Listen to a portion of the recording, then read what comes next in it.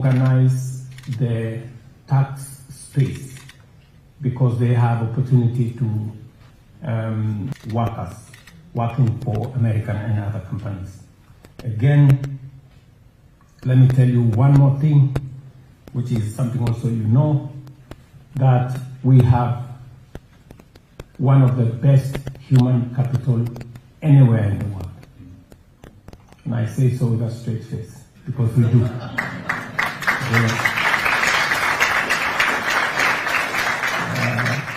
Ask any company that works out of Kenya, they will tell you they have the best.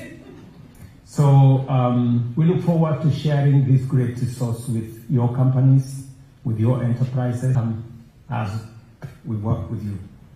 Our parliament has also enacted legislation to transform healthcare, shifting the focus from curative to preventive, and that presents a very big space for investment. We have just advertised a big program that is going to require Siemens, many of the other companies, Eden, GE, and many others to invest in our healthcare infrastructure space. This is again another opportunity in the pharmaceutical space, medical devices, ARVs, medical equipment, and other health innovations.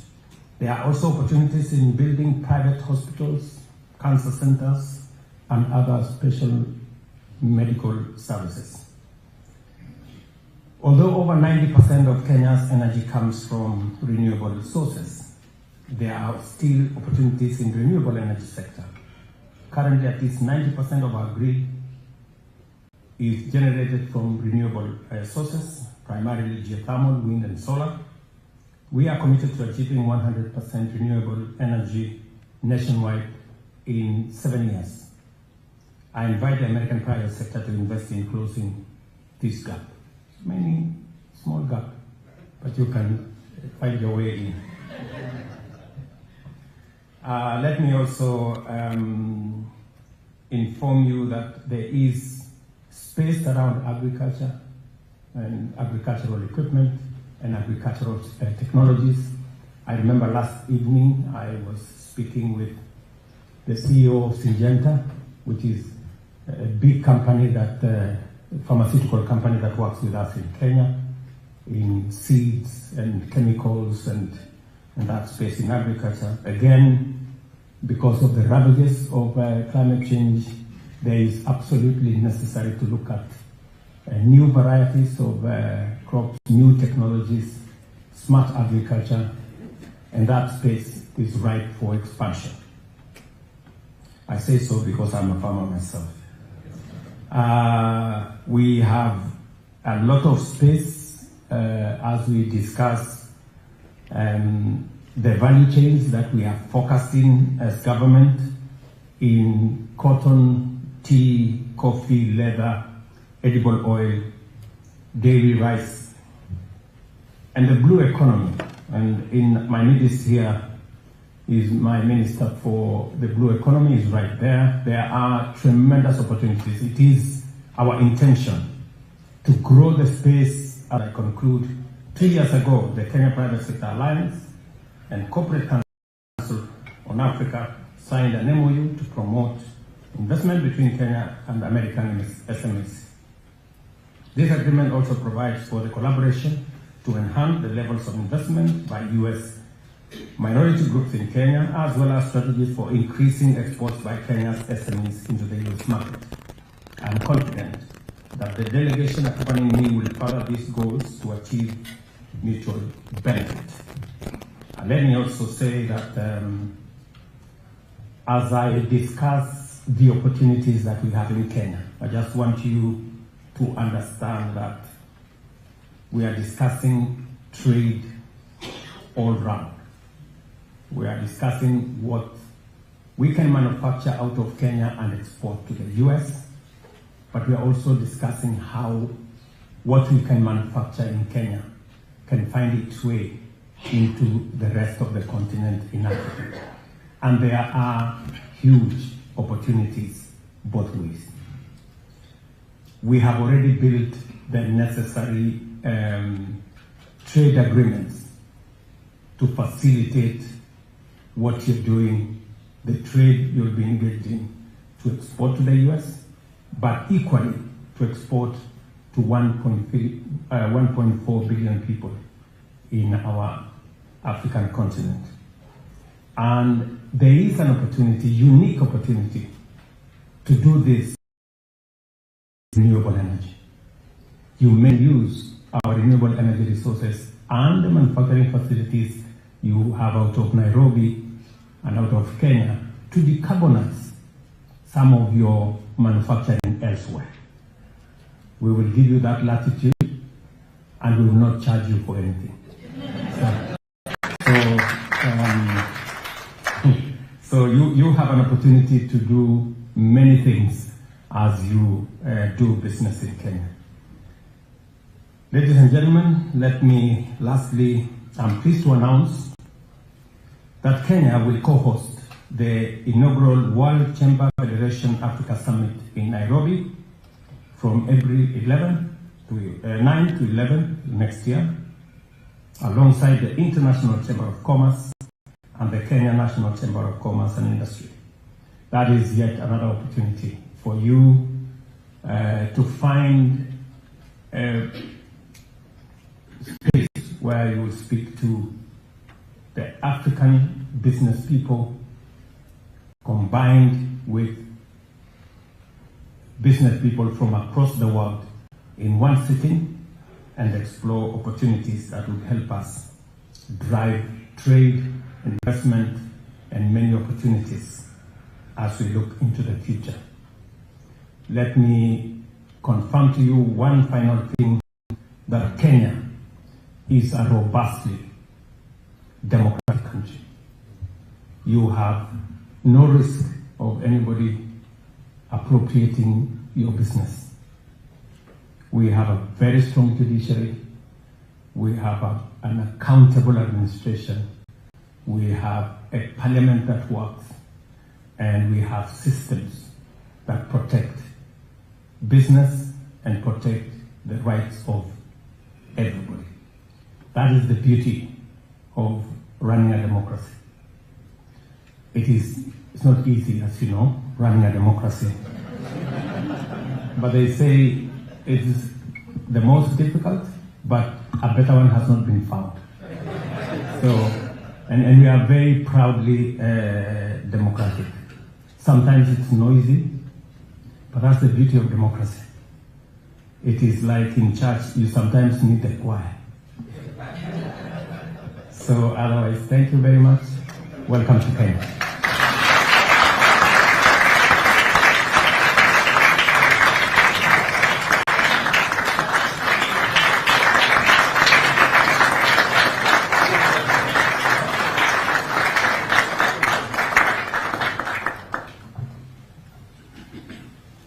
Thank you very much for those rousing and inspiring remarks, Your Excellency. You may all be seated.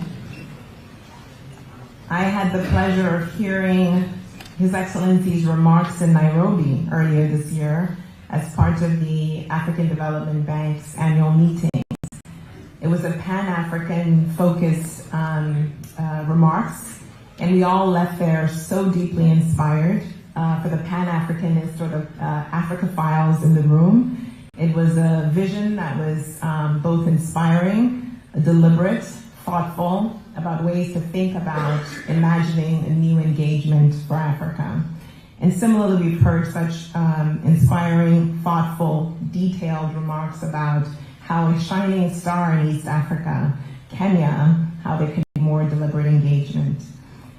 I'm going to ask if Your Excellency, you might come back onto the stage, and I'm also going to ask if Chairman Olajide, as well as CEO Flori Lizer, Chairman Biddy, and John Kachora, if you could all come onto the stage for a brief Q&A session.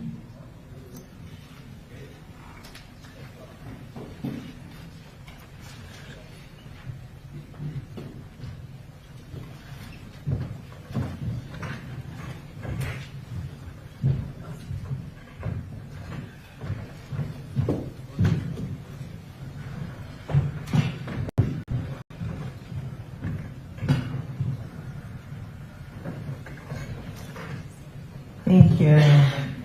It's a great opportunity for the business leaders in the room to engage with the president and to talk about some of these issues that he shared.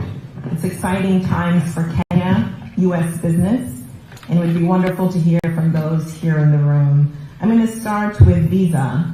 Ms. Adama Iwu, Head of External Partnerships and Political Strategy.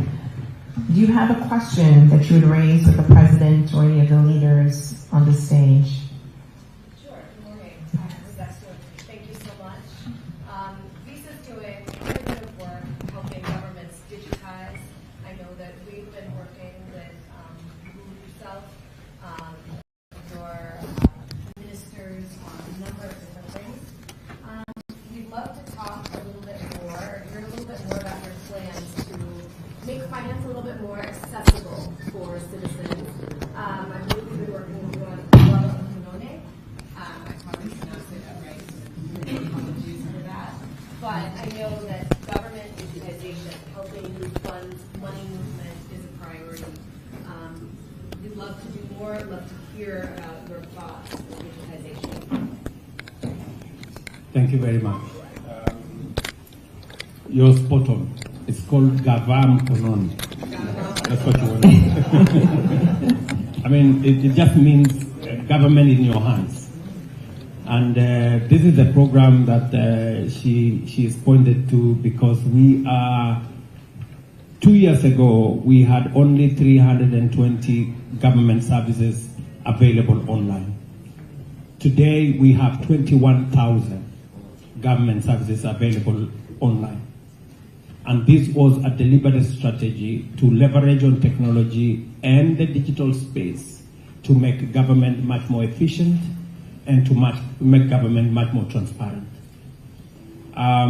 So not only are government services available online, but government payments, which initially were largely in cash by check and other sticky, mechanisms.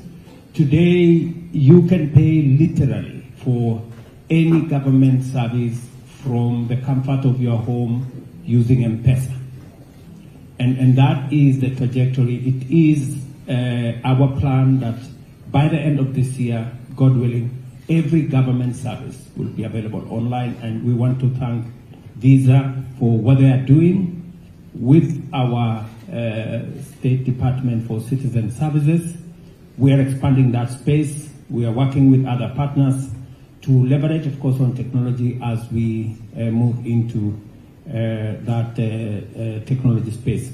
And it's not just government business. We're trying to expand the digital footprint around the country.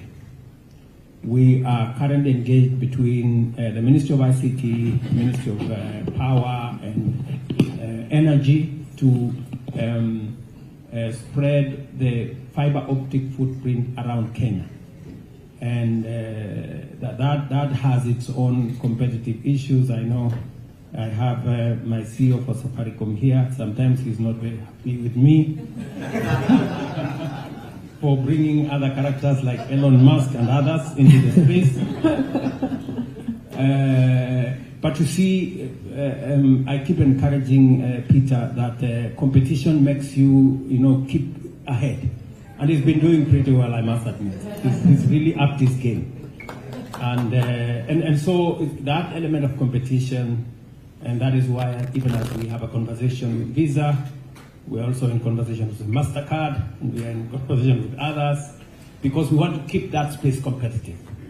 And I just want to confirm here that we're doing 100,000 kilometers of fiber optic around Kenya.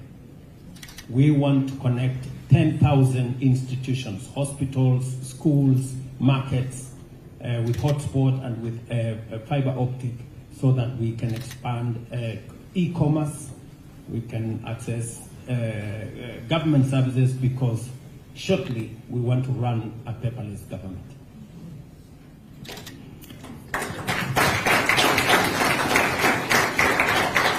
Thank you for that, Your Excellency. Let's turn to the financial services sector. A question from Mr. Selo Moloko, Group Chairman at ABSA Bank. Good morning, Mr. President. My name is Selo Moloko from South Africa.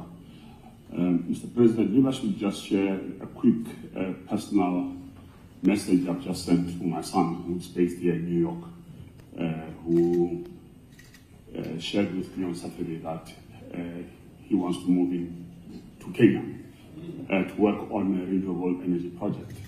So I just sent him a text saying that I've just listened to one of the best presentations on an economy by an African head of state, the best ever. And I don't say this lightly, Mr. President. As ABSA, obviously, we are looking to expand our horizons into the continent outside of South Africa. Kenya is proving for us to be a very important part of that expansion into the rest of the continent. Certainly, we've been watching the events unfold in Kenya, and we remain committed, and our commitment is unwavering because we see Kenya as one of the anchors of our strategy outside of South Africa. But I'm tempted to ask the question, Mr. President, around maybe for you just to give us a flavor of the financial reforms, because obviously as a systemically important institution, that's one of the things that we're looking at. Encouraged by the speech today, has confirmed to me that my son is making the right call and that we at ABSA are making the right call, but we just need to understand progress that's being made with regards to the financial reforms in the country.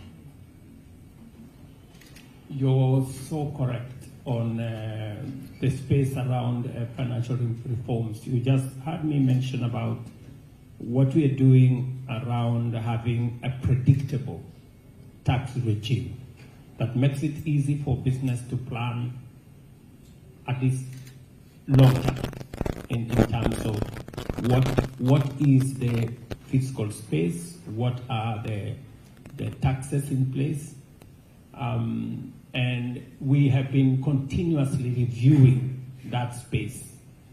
As I told you, we take a lot of feedback. We had a meeting with the American Chamber of Commerce.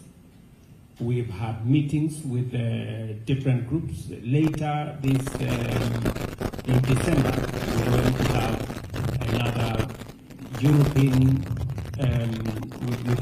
with EU, a conversation around what they think about our tax regime so that we can align it with best practice. Let me give you an example. Digital tax has really given us some headache. But finally we decided to align our digital tax with OECD standards. That way we don't offend anybody and we keep the standard above board. We had challenges with VAT returns. I made the decision that once VAT returns are certified, if you are not paid by our revenue authorities within 6 months, you can then net off those returns on your other tax obligations. That way, I make compliance both ways, so that either they pay you on time or they lose their tax because you have to recover from what they are doing. So we are continuously improving that tax space to make sure that we are aligned.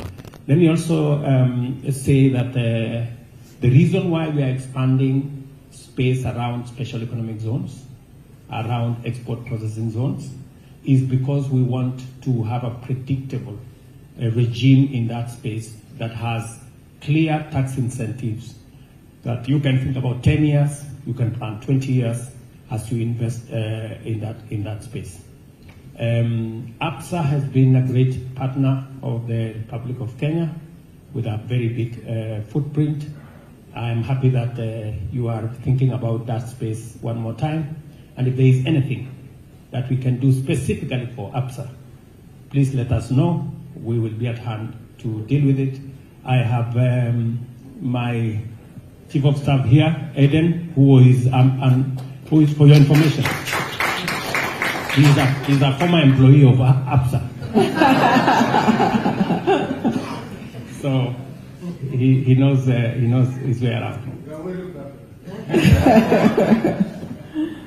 Thank you, Your Excellency, and thank you, Mr. Moloko, particularly for that personal vignette. Let's turn now to Mr. Charles Murito.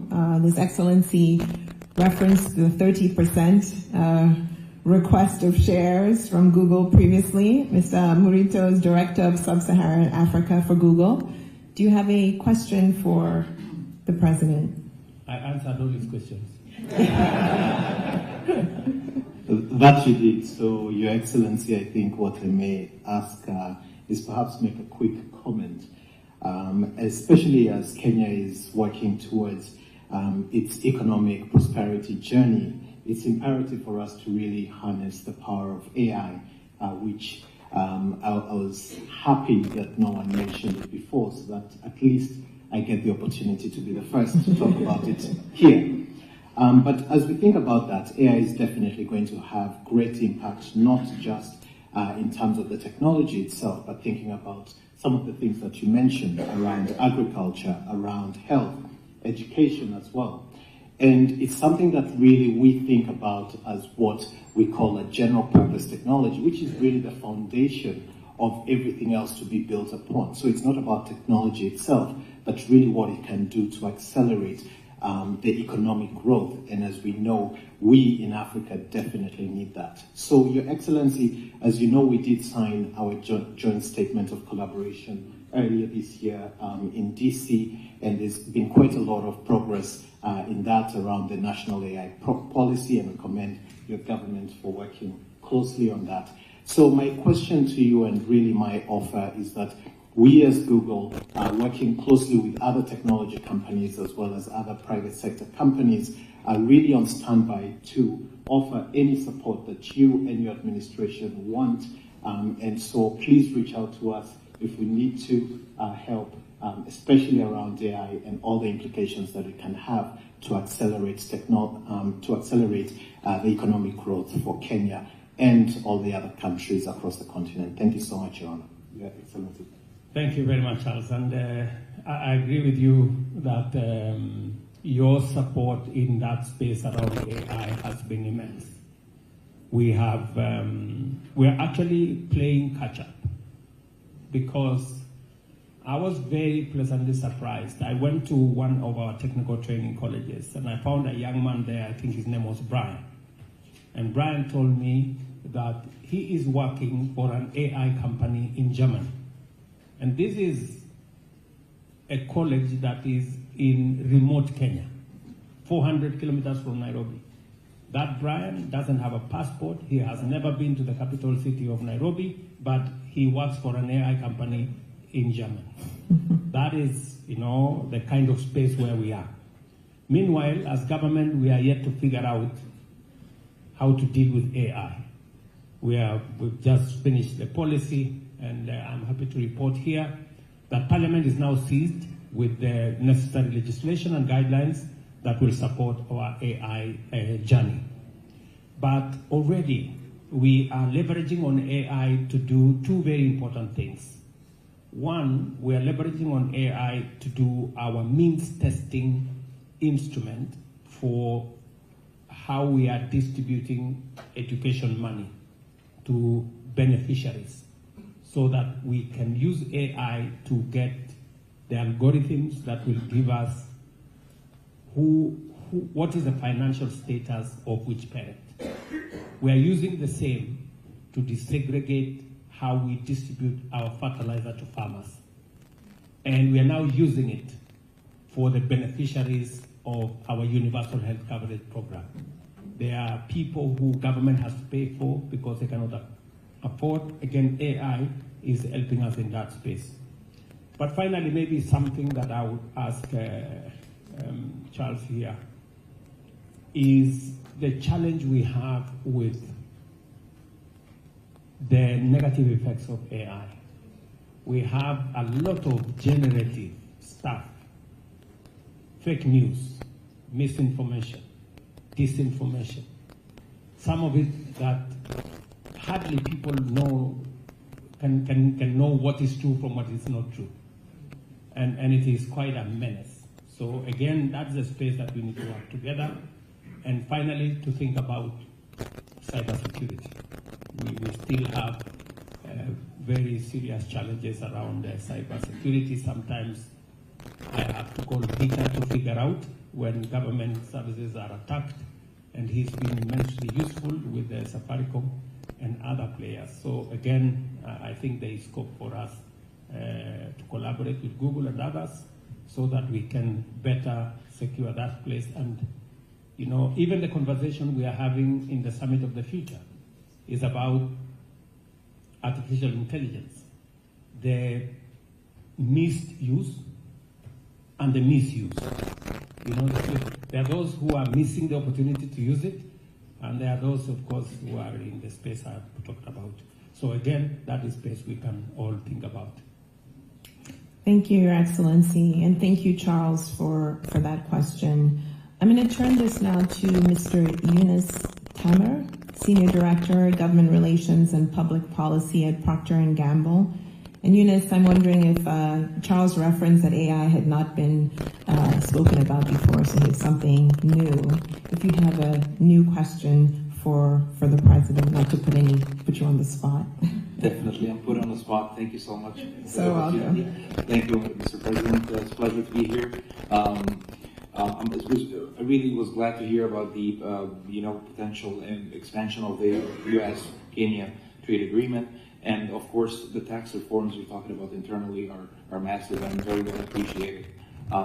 One other further area that can improve the further ecosystem for us as Procter & Gamble is the expansion of the African Continental Free Trade Agreement deployment across the continent. It's a great opportunity across the board for inter-Africa trade. And associated with that is the harmonization of the Kenyan product standards in terms of being compatible with the globe. So whenever they are compatible, it opens the doors for Kenyan products, meat products, to be exported to the rest of Africa and the rest of the world at ease. So just a comment, no questions here, just an appreciation of the development that's happening in Kenya, and thank you so much for this opportunity. Thank you, Yunus. So we'll turn now to Ms. Tara Nathan. Tara, where are you? Okay, wonderful. Executive Vice President for Humanitarian and Development and EVP and founder of Community Pass and MasterCard. Tara, do you have any question for His Excellency? Yes. Hello, Mr. President. I think we had the honor to meet when you were here in May to talk about Community Pass at MasterCard, which is also, I'll be the second to mention AI, but it's for digital technology. But for us, one of the things that we're doing via digital technology is making sure on how that's applied to rural, remote communities and making sure that no one's left behind in this digital revolution that we're talking about. Community Pass focuses on rural smallholder farmers. So I would love to hear a little bit more about the agricultural sector, as we had a chance to talk about. For us, when we think about digital technology at MasterCard and through Community Pass, it's really about figuring out how can digital technology not only provide identities, but provide access to markets so that farmers can get competitive bids, how they can get access to authentic and pure inputs so that they know that the seeds that they're planting are real, that they get access to credit. The main thing that we're really focused on is taking that ecosystem approach, which I think we talked about.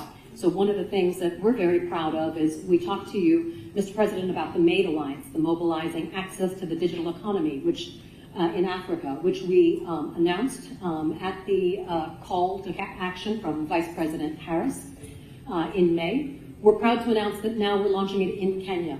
And in fact, Community Pass, I should say, was actually innovated and developed in Kenya, and we exported it across the world. It's now live in 7 different markets across the globe. But very interested sort of hear more about your thoughts around digitization, specifically in the agriculture space or in the space of the smallholder farmer and sort of reaching those folks that are rural, that are more marginalized, that constitute over 7 million or close to 7 million inhabitants across Africa, across Kenya, sorry. Thank you. Thank you very much. A year and a half ago, we decided that we are going to distribute our fertilizer on a digital platform using e-voucher. We registered 5 million farmers, and every farmer today in Kenya has a voucher that gives them a government subsidy, and therefore they pay less what the government has subsidized on fertilizer. It is amazing. And in fact, I went to one of the depots to see. There is no cash. Everybody has come with their phone, with their voucher, and they are paying using a digital platform. It has done three things for our Kenyan farmers. It has increased efficiency, it has increased transparency, and today we have a record as government as to how much money we are going to pay, because we can easily reconcile the vouchers that have been given out by our depots from what the farmers have bought. And number three, it has also given us accuracy that farmers are buying seeds and fertilizer that is certified by our KEFIS, the certifying agency in Kenya. So Peter here will tell you they worked with us on developing, again, the voucher framework with them, and many banks are part of that ecosystem. And I'm sure my good brother here from NCBA can confirm that the banking industry are now part of that ecosystem of working with us on that digital platform to be able to distribute fertilizer. One last thing is it's very interesting today on the predictability of weather. I mean, the simple gadgets that today are being used by farmers to know when to plant. They can predict up to a month of what's going to happen. And I find, even in my farm, that my farm manager can tell me we should plant on Tuesday next week because there will be rain on Thursday and Friday. And that really is phenomenal. This is something that has never been the case. So there is much more accuracy, especially in the context of climate change, on when farmers can plant, on when they can do the next step. And therefore, I would look forward to the rollout of the technology you have talked to me about, and hopefully we can build it into the ecosystem that exists at the moment. Thank you, Your Excellency. Last question we have from John Kachora of Kenyan Private Sector Alliance. We heard earlier from Jazz for KEPSA. John, where are you? I am here. I couldn't find you in the audience. That would be why. Maybe what I'll do is make a couple of comments. When the president was speaking, there were a couple of questions regarding accessibility to finance from Adama and, of course, from the chairman, the former chairman, from ABSA. I'm also from ABSA, by the way, Your Excellency, on financial reforms. I thought I would really mention two things. One is that Kenya has one of the highest financial inclusion rates in Africa at 86% as of last year. It's one of the highest in Africa. Beyond that, I think, is the question of what the government has done. I think one thing that perhaps is not talked out a lot, Your Excellency, is the effect of the Hustler Fund as far as financial inclusion is concerned. Quite often we measure financial inclusion in terms of transactions, and of course M-Pesa has done a very good job of bringing people into that. But I think really financial inclusion must have the other two components, which is savings as well as borrowings. And I think what Hustler Fund has done is bring the rest of the population that was doing transactions at M-Pesa but not being able to borrow and to save into that saving culture. So today I would say that number, I'm waiting for the next survey. I would say, Your Excellency, I'll be surprised if we are not over 90% in terms of financial inclusion. So really good job on that. I think the other comment that perhaps I would make is that obviously there was the news about Kenya getting grey listed as far as AML is concerned. And I think what is, again, I would like to talk about is the reforms that the government has put in place to make sure that Kenya is on the global standard as far as AML and financing of crime is concerned. Parliament enacted a very strict law that really put us on a very global scale. If you look at our laws today, probably the best in the world as far as this AML issue is concerned. So really, those are the two reforms I want to talk about as being key things that the government has done. I think beyond that, the president has talked about the digitization of government services. I would say today, Kenya is a country where you can pay for everything to do with government on the digital line. Yeah, it doesn't matter who you are, you can get on it and make payments. And I think that really has helped. One, in terms of education. Two, in terms of the use of AI, as the president has talked about. And the last one I would say, Your Excellency, is that I'm also a small-scale farmer. I have my voucher for fertilizers, so I want to say I'm living evidence. Thank you. Thank you. By the way, John, I also have mine. Thank you, John. Well, ladies and gentlemen, a round of applause to thank President Ruto.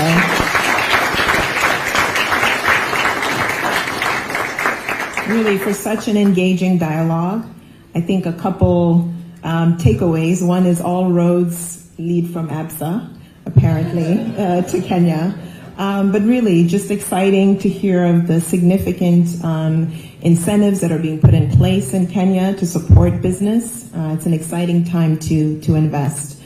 I'd like to invite Peter Ndegwa, CEO of Safaricom, to come and give some brief closing remarks. And then we'll have a vote of thanks and bring our program to a close. Thank you, Peter.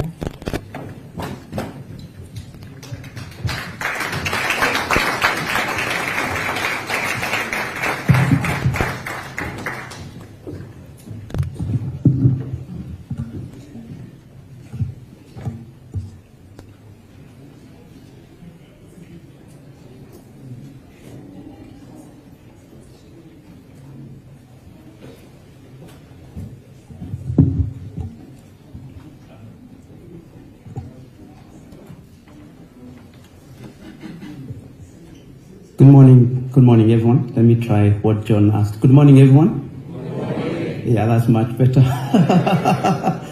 Yeah, I was waiting for His Excellency to sit. I don't start speaking before Your Excellency sits here. I might be in trouble. You know, I should say that Safaricom, which I work for, is one of the most successful privatization, where the government still holds 35%. So it's a very good private sector, a public-private partnership. And the reason I'm saying that is I have to behave because His Excellency is my shareholder. Yeah. So anyway, Your Excellency, the President of the Republic of Kenya, William Samuel Ruto, all protocols observed. Distinguished guests, good morning. I'm going to make a few comments, both as a key private sector player in the market of Kenya and also in the region. We've just gone into Ethiopia. A successful business in East Africa, the Safaricom PLC, you'll have heard the President mention a few times, is the largest telecommunication business. We serve about 36 million customers in Kenya, almost basically the whole population. And also the pioneer of M-Pesa, which is the most successful mobile payment platform in the region, and actually I should say globally has set the standards, transacts about $1 billion every day, and actually the international money transfer, which is all the money the diaspora send to the country, is now just about $4.5 billion, of which about half comes from the US. So when the President, who is our Chief Marketing Officer, actually speaks about Kenya being a digital hub, it is actually true, and we have demonstrable local companies that are leading the way in the region. And we've just now gone into Ethiopia, where we are investing about $2.5 billion to start a new operation and also see another success with mobile money. So delighted to be here. It's been quite an engaging forum this morning. Thank you, Excellency, for marketing our country, and also all the other speakers who have spoken about and showcased Kenya. The private sector continues to actively contribute to the economy through job creation, technology and infrastructure investment, and community programs. And as we see at Safaricom, it's about not just technology, but using technology to provide solutions that solve societal problems, whether that is in healthcare, you'll have heard, in agriculture with the vouchering program, driving digital inclusion and also financial inclusion across the country. The private sector plays a vital role in accelerating the SDGs, and we are all here this week to talk about the SDGs, which we know are behind, and private sector plays a crucial role in this area, and SDGs are crucial for development. We will be participating in several stakeholder forums this week, where we will look at how best to approach key SDGs targets and follow up with commitments towards achieving them. As Kenya business leaders, we are privileged to have the support of our government, the leadership of His Excellency William Ruto. When I listen to the President always speaking, we say no more. He is our Chief Marketing Officer who has enabled efforts to drive innovation and economic outcomes through a digital superhighway, which you'll have heard him speak about. The digital superhighway has created opportunities in streamlining government services, which has improved outputs and digitization of records. This has been facilitated by private sector investment in technology, some of which were mentioned today, and we are very happy to be involved. And this is broad partnerships between banks, technology companies, private sector players across the board. Our role as private sector has been to support digital transformation by investing in infrastructure, in financial support, and you'll have heard John speaking, and also in training. So I urge everyone in the room and potential investors in particular from the US to take this opportunity to invest in Kenya and to take cognizance of the digital revolution that is happening. As members of KEPSA, we are ready to support any engagement with the public sector and deepen private sector involvement in steering the economy forward. And very happy to be here, and thank you for your participation. Thank you very much this morning.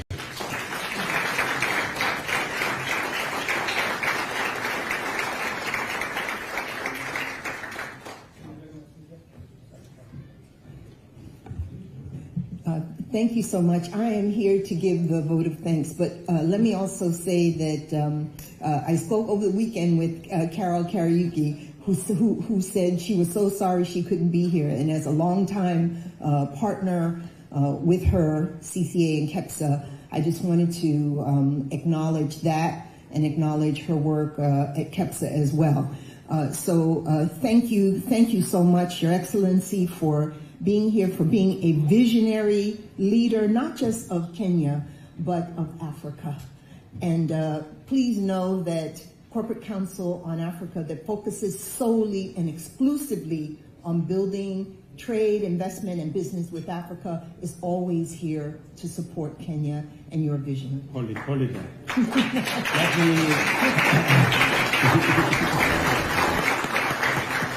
Thank you very much. I know this is out of protocol, but I just thought of saying just one thing. Peter has spoken very eloquently about what we're doing, and that the government of Kenya is a shareholder in his.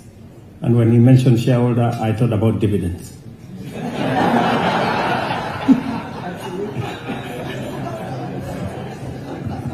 And he has said that I'm the chief marketing manager. You know, I have to really work hard because Kenyans set very high standards for me. I really have no choice. And good is not good enough. They only believe in excellent. So that's why sometimes, when I'm doing something good, they still push me.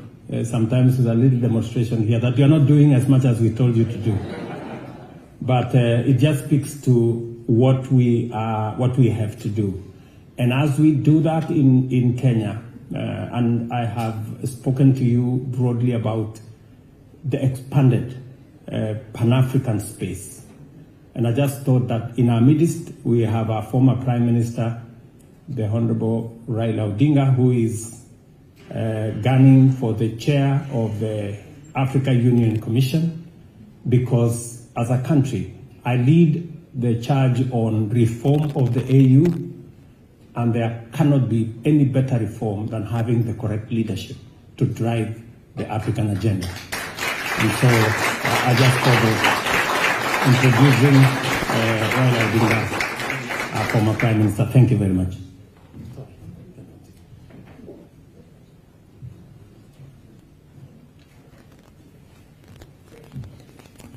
Thank you, Your Excellency, and thank you, Flory. With that, we bring our conversation to a close. What a treat to have had these remarks from the President of Kenya, as well as this engaging dialogue with the business leaders, both within the U.S. and in Kenya. Thank you all so much. I'd ask if you could stand as the President and his dignitaries leave the room. Thank you so much.